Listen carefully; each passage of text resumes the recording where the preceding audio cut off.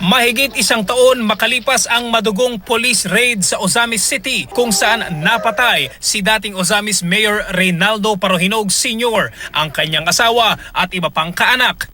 May panibagong banta sa angkan ng mga Parohinog si Pangulong Rodrigo Duterte. Kanang pamilyahan na Parahinog, undang namog panghadlok. I will wipe you from the face of the earth. Ingnan mo. Tilukon tagid mo diri.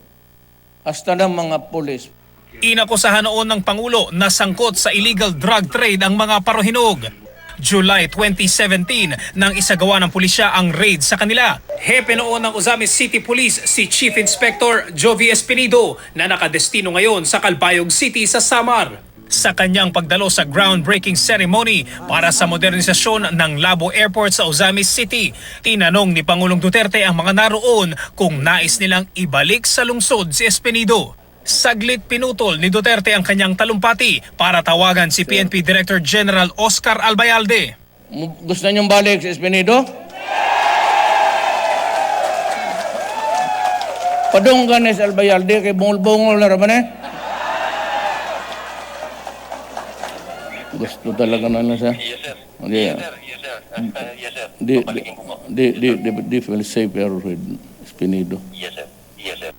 Inilabas na ng PNP ang reassignment order ni Espinido. The ultimate goal of this exercise of the authority is to serve the best interests of the citizens. Kung unfinished business talaga, Sir Milong, Sir Jewel, talagang wala pa kasi hindi lang Parohinog ang problema sa Ozamis.